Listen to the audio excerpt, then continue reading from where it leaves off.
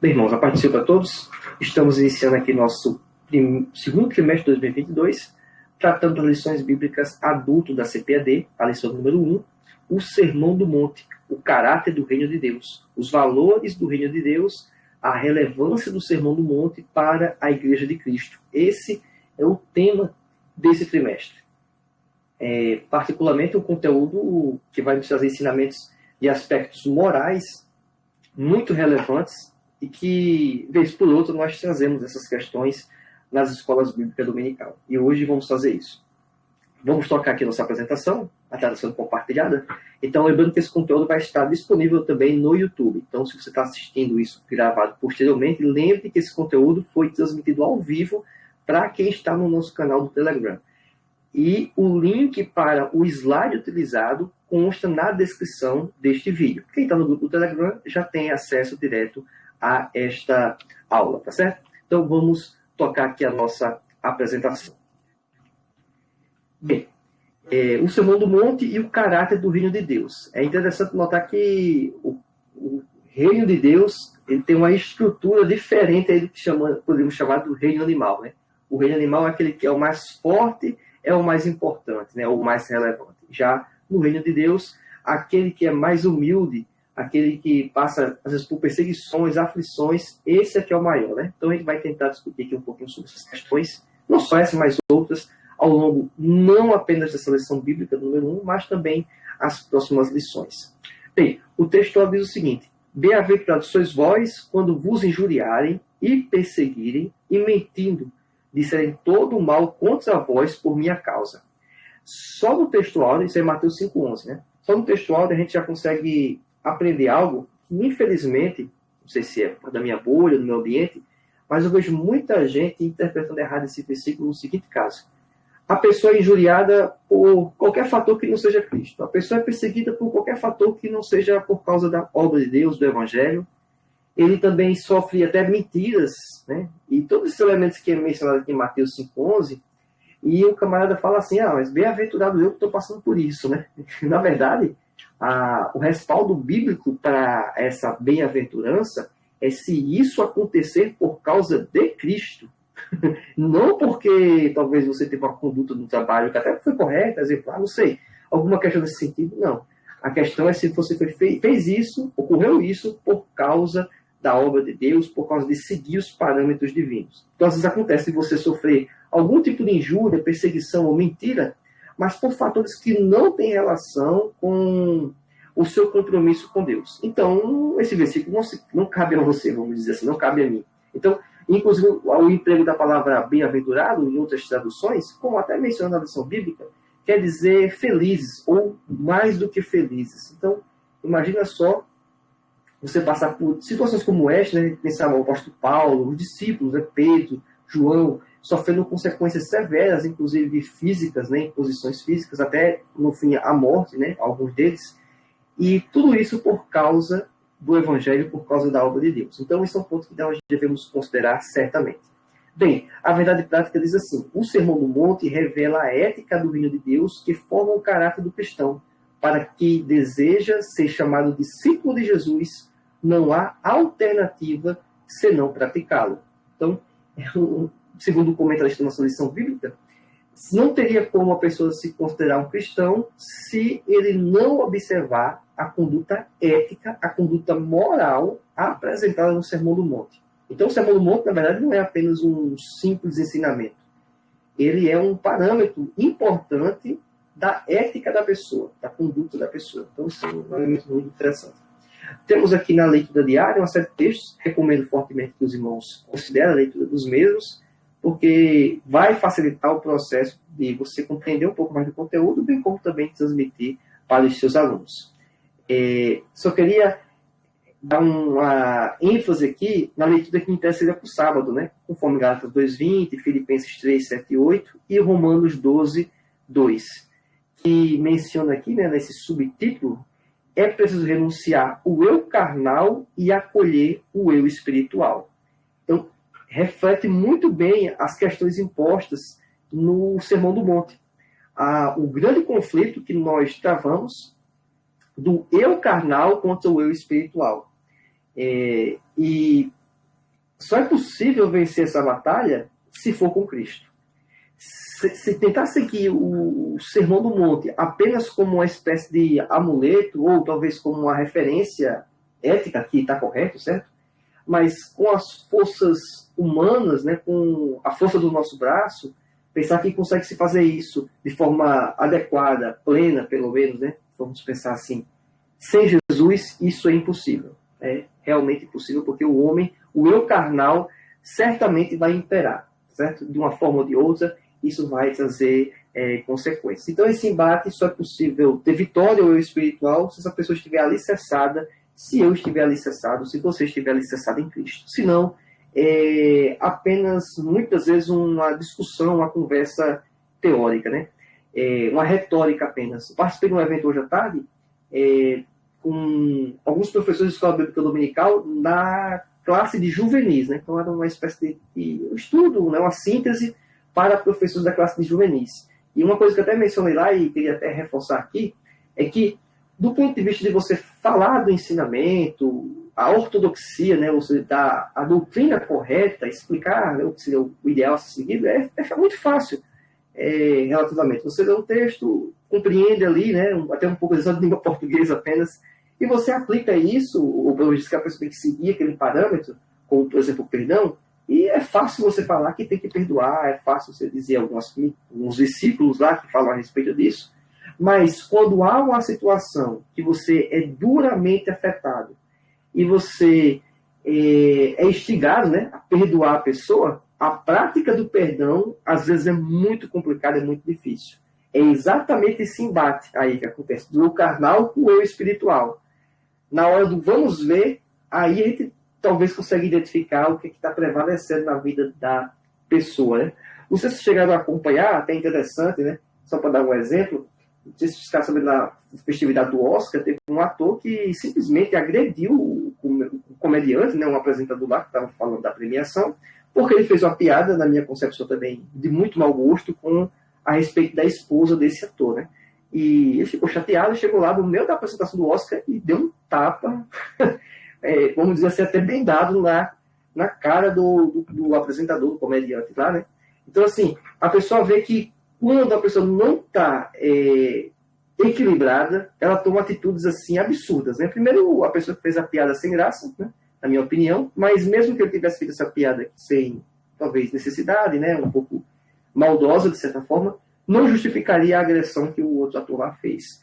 Mas isso aponta exatamente a característica, né, do ser humano. E é interessante que esse ator que deu o tapa, né, fez essa agressão, ele posteriormente emitiu uma carta e disse que era, de certa forma, basicamente o seguinte, que era um ser humano em formação, que estava melhorando, não sei o que lá. Mas, na verdade, se a pessoa diz isso pensando que vai conseguir por sua própria força, não vai. É apenas algumas melhoras, até podemos considerar cosméticas, né, estéticas. No fundo, isso não está muitas vezes ocorrendo. Então, isso é certamente um grave problema, e a única resolução é permitir que Cristo possa imperar em nossas vidas. Então, vamos avançar aqui um pouquinho. Temos a nossa leitura bíblica em classe, né, que não seria um texto diferente que não fosse o próprio Sermão do Monte, conforme Mateus capítulo 5, do versículo 1 ao 12. Nesse caso aqui, eu quero ler esse texto com os irmãos, nem sempre faço isso, mas para a nossa exposição hoje vai fazer muito sentido, tá certo? Então vamos lá. Versículo 1. Jesus, vendo a multidão, subiu a um monte, e assentando-se, aproximaram-se dele os seus discípulos. E abrindo a boca, os ensinava, dizendo: Bem-aventurados os pobres de espírito, porque deles é o reino dos céus. Bem-aventurados os que choram, porque eles serão consolados. Bem-aventurados os mansos, porque eles herdarão a terra. Bem-aventurados os que têm fome e sede de justiça, porque eles serão fartos. Bem-aventurados os misericordiosos, porque eles alcançarão misericórdia. Versículo 8. Bem-aventurados os limpos de coração, porque eles verão a Deus. Bem-aventurados os pacificadores, porque eles serão chamados filhos de Deus. Versículo 10. Bem-aventurados que sofrem perseguição por causa da justiça, porque deles é o reino dos céus. Bem-aventurados sois vós, quando vos injuriarem e perseguirem, e mentindo, disserem todo o mal contra vós por minha causa. Exultai e alegrai-vos, porque grande é o vosso galardão no céu, porque assim perseguiram os profetas que foram antes de vós. Olha só que interessante, principalmente do versículo 3 até o versículo, principalmente o versículo 9, né? Todas as atitudes que nós tivermos, né, ou buscarmos, os padrões éticos que pensamos em perseguir, eles vão trazer consequências. Consequências, obviamente, bem positivas, né? Se você for perceber ali o versículo 5, bem-aventurados mansos, porque eles herdarão a terra. Ou seja, vai mostrar uma série de características, em alguns momentos não é uma característica, né? Por exemplo, aqueles que choram, porque provavelmente passou por alguma injustiça, em virtude, obviamente, mais uma vez reforçando, em virtude de seguir a Cristo, de seguir os parâmetros divinos, e esses que choraram, no versículo 4 lá, elas serão consoladas, ou seja, Deus vai confortar, né? E isso, o conforto, obviamente, futuro, é a própria permanência nos céus, né, com o próprio Senhor, né, na glória. Mas no versículo 5 fala, os mansos, porque eles herdarão a terra. Então, a pessoa que tem a atitude de mansidão, e aí você consegue até fazer uma ponte, a lição não dá essa ênfase, assim, mas nós poderíamos sim considerar, esses itens mencionados aqui no Sermão do Monte casem muito com as obras do Espírito, o fruto do Espírito. Mansidão, temperança, amor, paz, né? Então, essas questões, elas estão intimamente ligadas. Aquela pessoa que for mansa, que tiver autocontrole, essa pessoa herdará a terra. Ou seja, é derivado, inclusive, da própria obra do Espírito Santo na nossa vida. Versículo 6, os que têm fome e sede de justiça, porque eles serão fartos. E é interessante, porque na visão muitas vezes humana, a ótica, e mais uma vez eu faço menção a esse acontecimento, né, dos atores lá, né, essa agressão que teve, qual é o comportamento, né, que provavelmente instigou? Falta de controle, né, do ator lá, quando ouviu aquela piada, e, além disso, ele quis fazer o que alguns chamam de justiça com as próprias mãos. Ele entendeu que a melhor forma de responder àquela atitude equivocada, né, na minha percepção, e também na visão, obviamente, do agressor lá, né, é que aquilo não fazia sentido daquela piada, não era muito mau gosto. E o que ele fez? Ele tentou resolver da forma que ele achava que era a mais... talvez a resposta mais proporcional ao tamanho da agressão que ele recebeu. Né? Talvez na cabeça dele foi mais ou menos assim. Então, vou lá e vou fazer uma agressão física. Mas esse tipo de fome e sede de justiça não é o parâmetro que Deus quer. Não é esse. E essa justiça também não vai ser proveniente da minha pessoa, não é eu que vou fazer essa justiça, quem faz é Deus. Então, a pessoa que pensa que ela vai ser o meio para poder executar isso, então está muito equivocada. Não é esse o padrão bíblico, tá certo? Versículo 7. Bem-aventurados os misericordiosos, porque eles alcançarão misericórdia. E vou mais uma vez usar esse acontecimento, né? Ficou muito em evidência e tal, é até uma forma de você ilustrar, até trazer algumas reflexões com os seus alunos, né, da escola dominical. O agredido, né, o comediante lá, o apresentador foi agredido, pelo menos mostrou algumas imagens e tal, e foi pelo menos mencionado isso, né, espero eu que não foi apenas de boca para fora, mas o agredido, né, ele perdoou o agressor, né, ele perdoou o agressor. Só para você ter uma noção, né, chegou até a polícia a se propor a prender, né, o agressor de Los Angeles lá, e só não aconteceu a prisão porque o agredido resolveu não prestar queixa. Ele não prestou queixa e, pelo menos até que se sabe, ele perdoou, né? Então, ele disse, tá bom, beleza, vamos tocar a vida, né, vamos continuar. Não estou querendo entrar no mérito se a pessoa é crente ou não é crente, não sei, né, eu acho que talvez nem seja ele, mas essa atitude, né, de a pessoa exercer misericórdia com a pessoa que errou, né, perdoar, reconsiderar as falhas da pessoa, isso é algo que todo ser humano depende de Deus para isso também. Então, ele requer que nós tenhamos um comportamento semelhante ao que ele tem para conosco. Ou seja, da gente perdoar o próximo, perdoar as pessoas pelas suas falhas, né? Então, é um elemento bem interessante a considerarmos.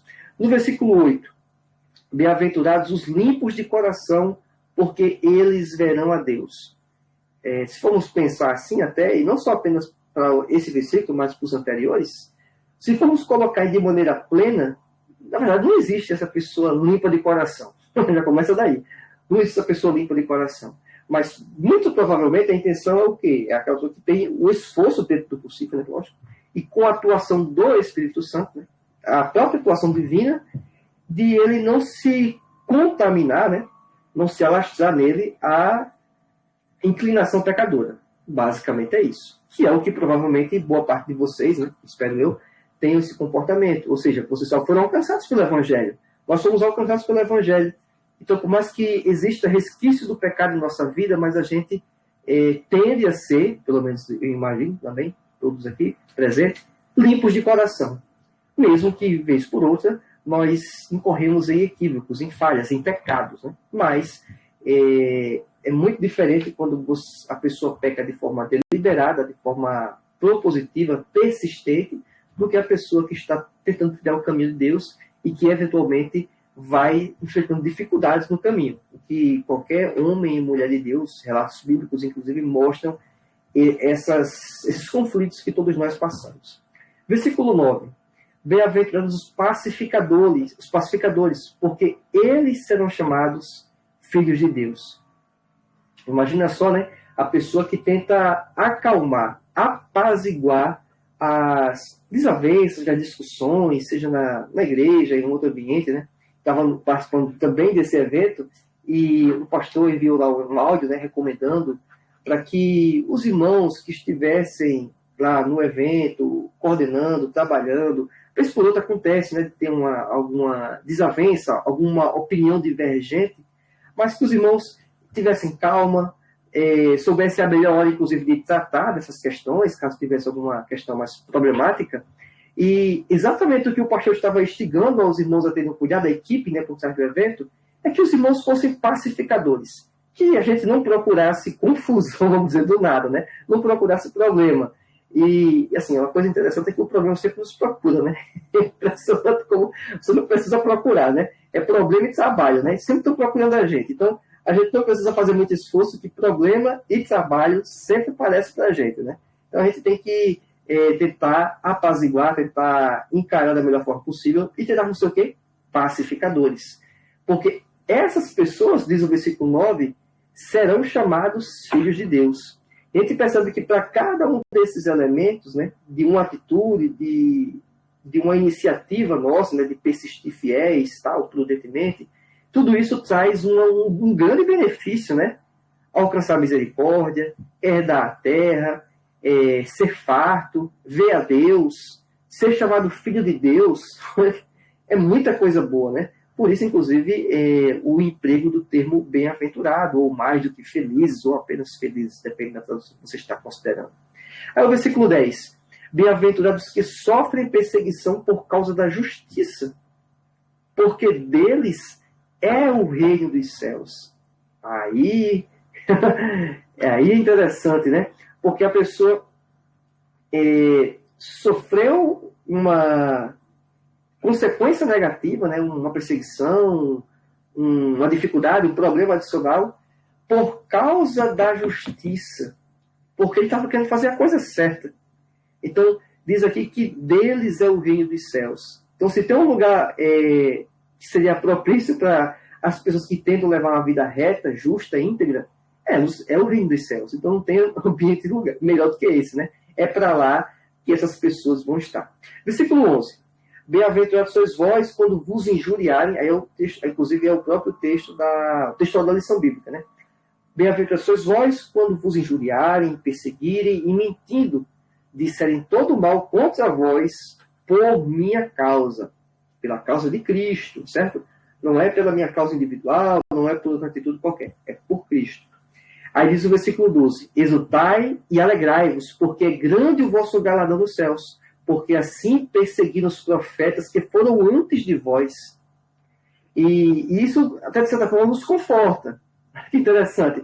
Porque Cristo está dizendo o seguinte, olha, isso que vai acontecer com vocês, você não está sendo sorteado, vamos dizer assim, né, na mega cena da dificuldade, né? Vamos dizer assim. Não, isso não é algo intrínseco à sua pessoa, não é porque você está gastando, como você até brinca, né? A sua cota de azar, não é isso. Não você está gastando sua cota de azar.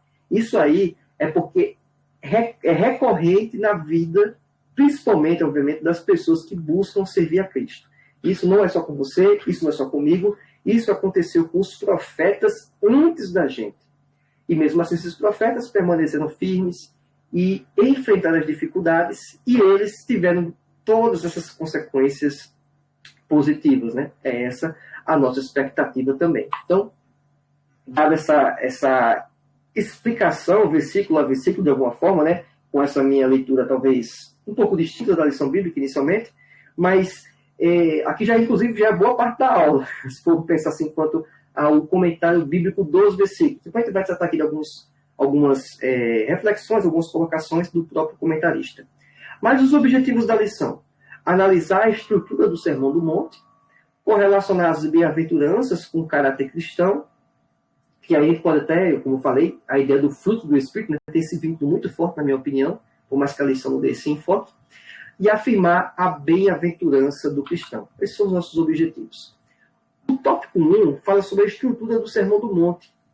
Por que Sermão do Monte, né? Essa é a pergunta. A introdução do capítulo 5 de Mateus, os 2 primeiros versículos, anunciam o título do Sermão do Monte, de acordo com Mateus 8, versículo 1 e 5, e Lucas 7, 1. É admissível que esse monte estivesse perto de Cafarnaum. Apenas uma possibilidade, não é nem sequer algo muito provável, tal, mas é basicamente isso. Na verdade, o local é pouco relevante, na verdade, né? O local não é relevante. O importante é a mensagem, tá certo? O importante é a mensagem. Subitem 2, desse tópico 1, a estrutura do Sermão do Monte. Existem algumas colocações sobre essa estrutura do Sermão do Monte, né? De acordo com o que o pastor Aziel Gomes menciona, que alguns teólogos, mas não menciona quais teólogos, fica até esse ponto aí, né? É um pouco complexo você falar, alguns teólogos, mas não fala quais. Mas eu sei que é por causa do espaço da própria lição bíblica, não é porque foi um erro, né? É porque o espaço, e não é feito o formato da lição bíblica de ficar dando espaço para citações do ponto de vista mais acadêmico. Mas aquelas observações que constam na lição bíblica, eu não concordo com aquele pensamento. Então, por isso que eu estou simplesmente desconsiderando expor aquele conteúdo. Basicamente é isso. Se você pegar o tópico 2 da lição bíblica e olhar o que está aqui no slide, né? Você está acompanhando via YouTube, né, o vídeo, ou ao vivo agora no Telegram, você vai perceber que eu omiti a grande parte do subitem 2, porque eu não tenho esse entendimento, tá certo? Não cheguei a esse entendimento fazendo minhas leituras, que há essa relação, quase uma espécie de tipologia. Então eu desconsiderei isso. Por isso que eu não coloquei, tá bom? Vamos lá. Com o desdobramento da narrativa messiânica do evangelista, Mateus, né, o Sermão do Monte deve ser compreendido e valorizado a partir da autoridade messiânica de Jesus. Aí sim, eu concordo totalmente, né, está escrito aqui, para chamar pessoas a viver uma vida nova no reino de Deus. Então, um outro fator também importante de nós considerarmos o Sermão do Monte é porque quem falou a respeito do Sermão do Monte foi o próprio Cristo, o próprio Deus falando. Então, se tem uma autoridade para a gente poder considerar de fato, é o próprio Deus mencionando. E é isso que ocorre no Sermão do Monte, mencionado pelo próprio Cristo. Isso aqui tem até uma relação interessante com a lição do trimestre passado, que falava sobre a supremacia das Escrituras. Lógico que toda a Escritura é divinamente inspirada, é proveitosa para ensinar, para redaguir, para instruir em justiça e assim por diante. Contudo, quando nós temos relatos que é a fala do próprio Cristo, não é que é mais importante. A sensação é que a mensagem, o peso dela, tende a ser muito maior do que outros textos das Escrituras. Não estou dizendo que outro texto não é aplicável, que não é importante, não é isso. Eu estou dizendo que esse item aqui traz instruções e ensinamentos de ética, conduta para o nosso dia a dia, que é exatamente a questão desse trimestre, valores morais, de forma muito forte. Ou seja, você está sendo instigado a refletir. Olha, não adianta você dizer que é apenas crente. Você tem que ser crente nas atitudes. Não é um crente nominal, é um crente na atitude. Então, o crente na atitude é o que Deus quer. Ele requer de cada um de nós. No tópico 2, nossa lição bíblica, temos aqui as bem-aventuranças e o caráter dos filhos de Deus. E aqui vai ter a explicação, né, da ideia do que seria uma bem-aventurança, que quer dizer feliz, né, em uma das traduções mais do que felizes, e menciona que a lição seguinte: essa expressão trata das qualidades presentes na vida dos que dependem de Deus, que estão sob seu domínio e soberania, e seguem a Jesus com sinceridade. Exatamente, é para poder fazer aquelas práticas lá. A pessoa que é um pacificador, que é um limpo de coração, todas essas características que são mencionadas. A pessoa que não é sincera com essas atitudes, não está sendo sincera com Jesus, então não faz sentido, né? Então é interessante. Quando a pessoa tentar enganar os vizinhos, né, a sua congregação, talvez até a sua família, mas não está enganando a Cristo, né? Não está enganando a Deus. Então, de certa forma, é até perca de tempo, né? Não tá, o certo, se fosse a estratégia da pessoa muito perversa, teria que tentar enganar a Deus, mas ninguém engana a Deus. Então, é perca de tempo você querer disfarçar, ou eu querer disfarçar aquilo que nós planejamos, queremos, né? E às vezes até de forma talvez pecaminosa. Então, tem que se segurar, né, nessas inclinações, nesses instintos perversos e nos aproximar do Senhor e, ao máximo, permitir a atuação do Espírito Santo em nossa vida. Bem, diz aqui ainda esse trecho da lição. Ela ainda se refere tanto ao presente quanto ao futuro. Então, essa bem-aventurança não é apenas o passado e nem o presente, mas também o futuro. Na verdade, na minha opinião, é muito mais para o futuro, tá certo? É muito mais para o futuro, porque a depender daquela situação que está passando por injúria, perseguição, uma série de críticas, problemas apontados a você, talvez naquele momento presente você não está desfrutando de nenhum tipo de, talvez, paz ou tranquilidade. Então, o presente, às vezes, pode ser muito problemático. Mas o futuro, aí, não tem o que discutir. Vai ser muito positivo. Você vai ser muito bem-aventurado. Eu vou ser muito bem-aventurado, né? Essa é a expectativa. Vamos lá. Nesse sentido, o salvo está consciente das promessas divinas para o futuro, a fim de que viva piedosamente em Cristo e desenvolva as virtudes presentes no Sermão do Monte. Assim, as palavras do Senhor, né, conforme Mateus capítulo 5, do versículo 11, as bem-aventuranças são o resultado da fidelidade do crente a Deus, que em qualquer circunstância, isso aqui é forte, viu, como eu deixa colocar, que em qualquer circunstância persevera no caminho e com isso participa das bênçãos divinas da salvação. E uma outra série de textos bíblicos que são indicados. Olha só o peso que o comentarista dá, e eu concordo plenamente com o que ele está falando aqui, porque isso é a mensagem que está transparecendo no Sermão do Monte. Então, não é uma invenção aqui e tal, não. É em qualquer circunstância. Porque até se você for observar comigo, os próprios relatos das questões que nós poderíamos passar de dificuldades aqui na Terra, são coisas muito cruéis, né? São coisas muito difíceis de suportar. A pessoa mentir contra você, injúria, ou seja, é uma série de consequências muito... perseguição, é complicado isso. E você, mesmo assim, perseverar no caminho de Deus, porque existe uma expectativa futura maravilhosa de você permanecer e estar com Cristo a eternidade inteira, né? Então, esse sacrifício, né, que nós muitas vezes temos que enfrentar, suportar, lutar contra a nossa carne, continuar o carnal, como já falamos anteriormente aqui, é algo muito difícil, mas em Cristo nós podemos desfrutar dessa grande bênção da salvação. Subtópico 2 desse tópico 2, né? Que fala sobre as bem-aventuranças e o caráter do Filho de Deus. Em específico, aqui no subitem 2, o reino de Deus e seu caráter.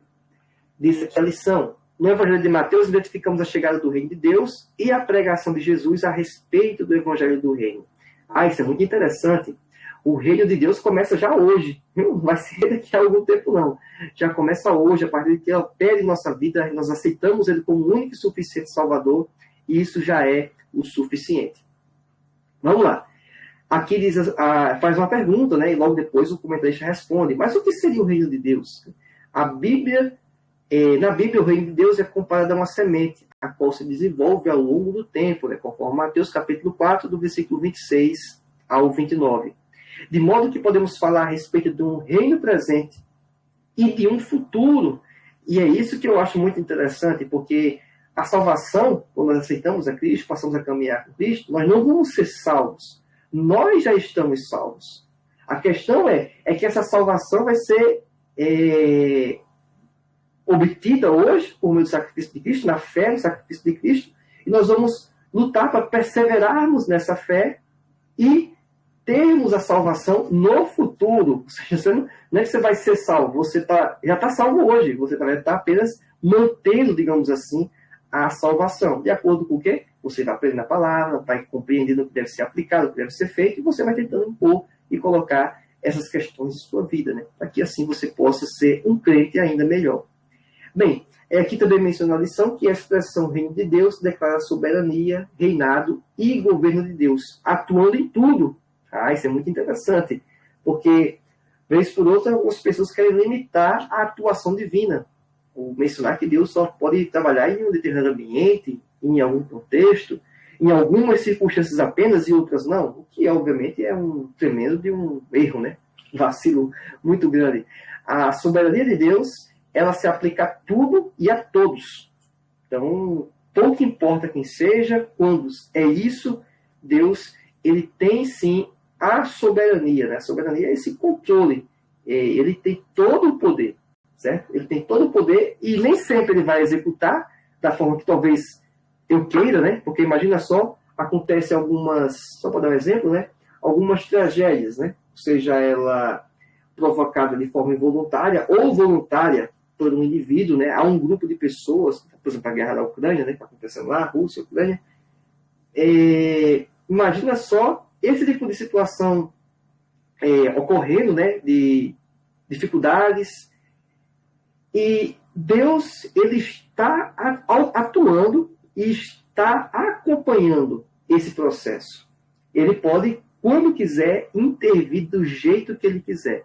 Isso não o torna menos poderoso, porque talvez na visão de alguns ele não está intervindo. Será que ele não está intervindo? Ele já está intervindo, a gente aqui não está enxergando isso.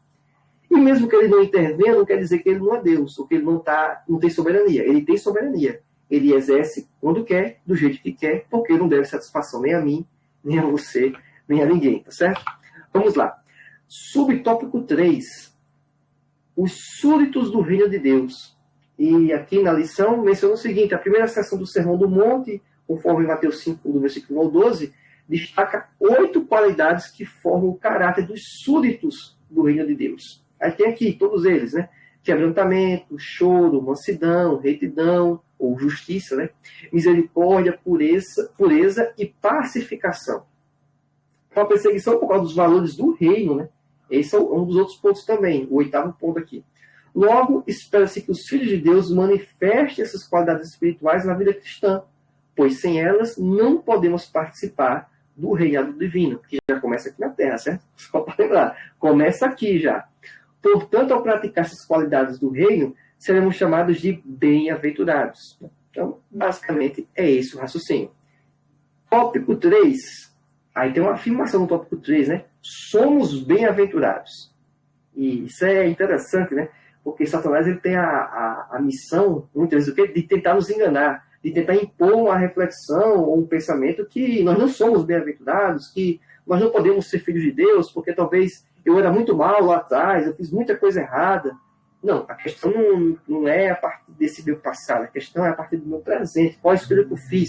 Eu aceitei a Cristo, reconheço o sacrifício de Cristo na cruz de Calvário como o mecanismo para que hoje eu possa ter acesso a Deus e que possa me arrepender das minhas falhas e ter uma nova vida em Cristo. Olha aí, esse meu passado, por mais que tenha sido muito tenebroso, né, complexo de maldade, né, completo de maldade ou muita maldade, se torna totalmente irrelevante, porque Cristo ele me perdoou, ele lhe perdoou, né? É um outro pensamento, é uma outra estrutura. Mas vamos lá, né? Diz aqui esse subitem. A beatitude na vida dos salvos, né? Diz assim: salvo em Cristo, o seguidor de Jesus vive a beatitude, isto é, estado permanente de perfeita satisfação e plenitude, estado de felicidade ou até mesmo de serenidade. Do Sermão do Monte, de maneira bem-aventurada, esse também é um que nós podemos chegar, né? Isso ocorre porque o discípulo de Jesus desfruta do valor de Deus e manifesta atitudes que mostram coerência com a ética do reino de Deus. Isso é interessante, né? Porque existe uma coerência aquilo que eu estou falando, eu estou seguindo. É o discurso correto, ortodoxia, com a prática correta, a ortopraxia. Então, não adianta eu ter um discurso e a prática ser outra. Perde valor, né? A minha fala perde valor, as minhas iniciativas, porque a conduta ética que eu estou tentando trilhar não é adequada, não é suficiente. Pode talvez até ser suficiente para muita gente aí no padrão humano, mas nós não estamos aqui com o propósito de exatamente atender e deixar os nossos pares, né, os outros seres humanos satisfeitos. Essa não é a ideia. O principal objetivo é satisfazer os interesses de Deus, que, consequentemente, vai satisfazer o interesse de muitas pessoas, mas não todas, lógico, né? Tem aí as pessoas que são, digamos, os nossos haters, né? Os perseguidores, né? A profissão do cara é falar mal, né? Isso aí pouco importa se a pessoa é um artista famoso, um influencer, né? Como pode querer chamar, ou apenas um irmão qualquer, uma pessoa qualquer que está na igreja, mas, vez por outra, isso tipo de coisa acontece, né? Aí, como eu estava falando, Deus, né? Falando aqui, que isso ocorre porque o discípulo de Jesus desfruta do favor de Deus e manifesta atitudes que mostram coerência com a ética do reino de Deus. Que são o quê? Humildade, mansidão, retidão, misericórdia, pureza, pacificação e disposição para o perdão. Isso aí é forte, viu?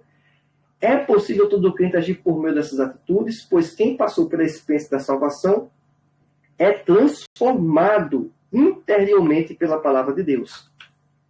Esse é um ponto muito interessante.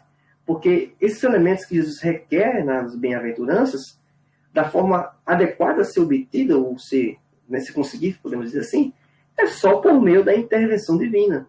Não tem outro caminho. Não tem outro caminho. É apenas esse. Tá certo? Subtópico 2. A prova de que o cristão é bem-aventurado. Isso aí é interessante, né? O cristão que pratica as 8 beatitudes do Sermão do Monte domina o eu carnal, vive em Cristo, entra numa nova dimensão espiritual e vive a vontade de Deus. Assim, no Sermão do Monte, Jesus Cristo ensina que a verdadeira felicidade nada tem a ver com o que o homem moderno deseja. Olha, isso é interessante, né? Dinheiro, ambição e poder. Eu não sei a experiência de vocês aqui, se tem pessoas que são pais ou mães, né?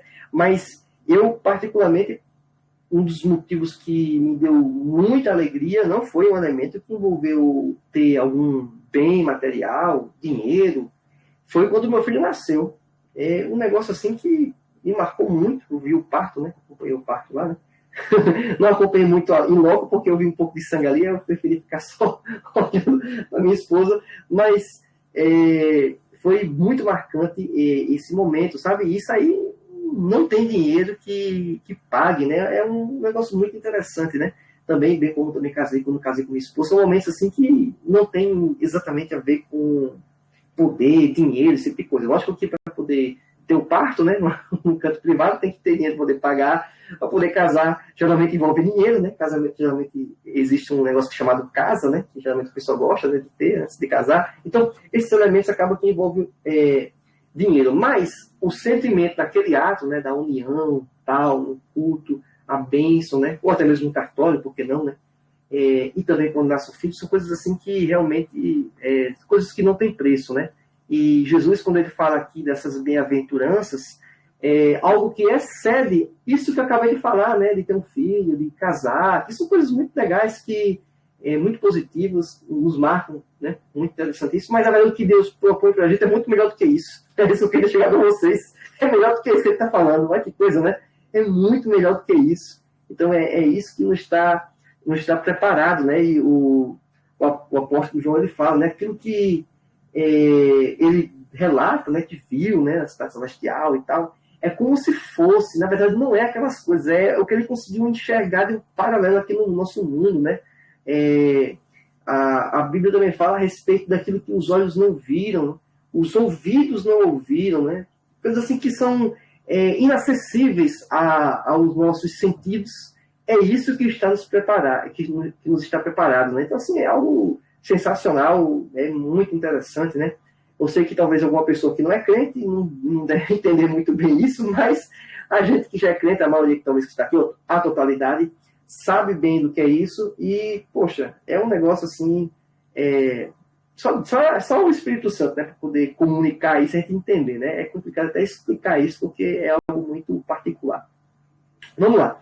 Aqui diz que a felicidade bíblica se revela em quem ama o seu inimigo, bendiz o que maldiz. Faz o bem ao que odeia e ora pelos que o maltratam e perseguem. Ou seja, é exatamente o oposto que o mundo faz. É exatamente o que aquele ator lá, o oposto que o ator fez. Né? O ator lá fez uma piada de mau gosto, né? O comediante, lá, o apresentador, e a outra pessoa, ao invés de fazer o quê? De perdoar, de abençoar aquela pessoa. Poxa, o cara não consegue respeitar nem a situação, por exemplo, de doença da minha esposa, né? Que foi o caso lá, que fez também, que tem aquele comportamento. Poxa, vou orar por ele, né? Vou bem dizer ele, vou conversar com ele, por que não conversar com ele e dizer que ele fez uma coisa errada, né? Para ver se ele negado, não comete aquele equívoco, né? Mas não, ele vai lá e a pessoa parte para tentar fazer, como eu falei mais uma vez, justiça com as próprias mãos, literalmente, né? Esse é um ponto, né? Ele tenta fazer justiça com as próprias mãos, literalmente, o que é um problema, lógico. E, encerrando aqui, fazendo uma rápida conclusão, né? O Sermão do Monte é a base ética do reino de Deus. Poxa, essa afirmação aqui é forte. O Sermão do Monte é a base ética, conduta moral a ser seguida do reino de Deus. Aí nele constatamos o lado divino de uma atitude amorosa do cristão para com Deus, bem como para o seu próximo. Inclusive, principalmente para o próximo. Né? Se cada crente fizesse no Sermão do Monte o seu norte ético de vida, as polêmicas não teriam lugar entre nós. Não haveria espaço para meras opiniões intelectivas, né, ou intelectuais, como você queria colocar, visto que o propósito desse sermão é que cada crente seja como Deus quer que ele seja. Bem, é isso, irmãos. Vamos deixar esse conteúdo aqui gravado no formato no YouTube e também em podcast. A novidade que eu falei que estava preparando já, né? Eu concluí ela, já fiz um vídeo, vou postar um vídeo explicando o que é isso, específico, um vídeo só explicando o que é isso, e quando lançar esse vídeo explicando o que é isso, eu vou dar a oportunidade de quem está no Telegram, vamos dizer assim, a ter uma possibilidade de participar disso de uma forma, vamos dizer, vantajosa em relação a quem não está, tá certo? Vocês vão entender exatamente quando eu lançar. Não vou falar antes porque não faz sentido, alguém poderia até, entre aspas, tentar copiar, o que eu acho que eu não conseguiria, até porque é uma coisa que envolve um pouco de complexidade, né, ambiente tecnológico e tal, esse tipo de coisa, então eu acho que inviabilizaria. E aquela ideia que eu mencionei para alguns irmãos que estavam me acompanhando aqui no Telegram e talvez também no YouTube, vamos criar, sim, um canal no Discord que vai ser um backup do Telegram e, eventualmente, vai ter coisas lá que vocês vão entender posteriormente que vai ser, tá certo? Então é isso, meus amados irmãos. Foi um prazer ter vocês aqui conosco hoje.